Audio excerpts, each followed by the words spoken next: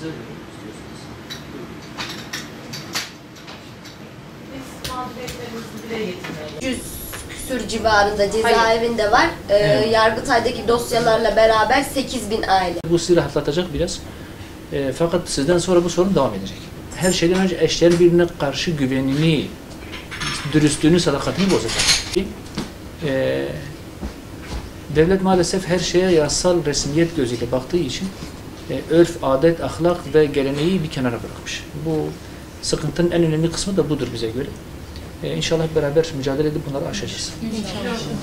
Biz aileyi sağlama bağlamayı hedeflerken, onunla ilgili uğraşırken öbür taraftan devlet kendi eliyle bizzat imzaladığı yasa ve sözleşmelerle aileleri, aile kurumunu dağıtmaya, parçalamaya, zayıflatmaya yönelik çalışmalar yapıyor biliyorsunuz. Sizin mağduriyetiniz, eşlerinizin cezaevinde olması da böyle bir basiretsizliğin, böyle bir öngörüsüzlüğün sonucudur.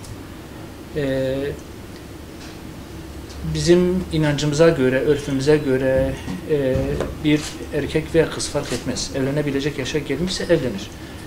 Bu noktada elbette yasalar var, mevzuatlar var fakat bu yasaların toplumun gerçeklerine göre, toplumun inancına göre, toplumun örfüne göre düzenlenmesi gerekiyor. Bu noktada ciddi bir tenakkuz, bir çelişki var.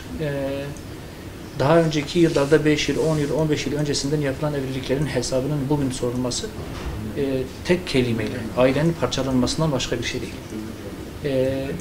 Bir de hani bunu yapanlar genel olarak kadını koruma, kadına karşı şiddeti, suistimaları önleme adına bunu yapıyorlar. Ancak eşlerinizi cezaevine atarken aslında sizi de perişan ettiklerini, sizi de mahvettiklerini, çocuklarınızı sahipsiz bıraktıklarını hiç görmüyorlar.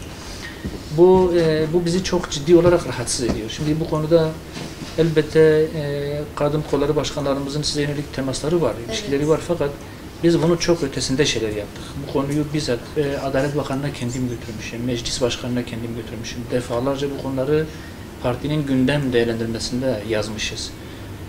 Köşe yazıları yazmışız, yazarlar, bize yakın medyalar var, bunlar sık sık yazıyorlar, işliyorlar. En son meclis tatile girmeden önce Adalet Bakanı'nın verdiği bir söz vardı.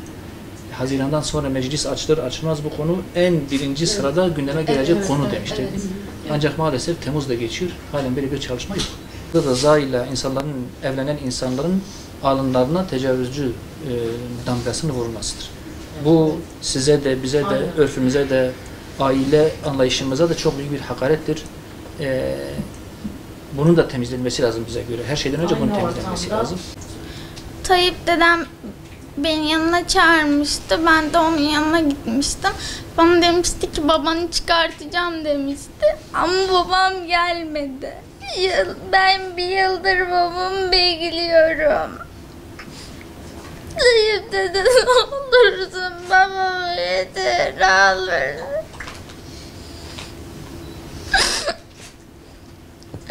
Lütfen sözünde dur Tayyip dede.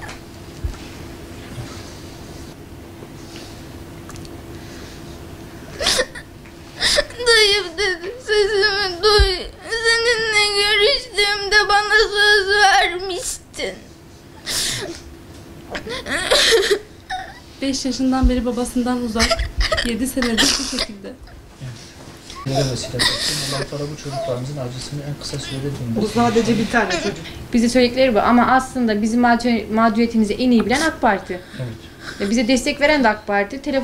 Ama CHP'de gittiğimizde meclise bizim yol paramızı karşılayan CHP'ydi. Bizim karnımızı doyuran da CHP'ydi. Bizi kapının en dışında karşılayan da CHP'ydi.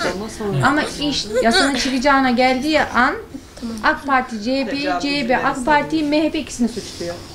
Yıllar sonra eşleriniz tecavüzcünüz dediler. Benim eşim tecavüzcüm olsa ben neden buraya geleyim ki?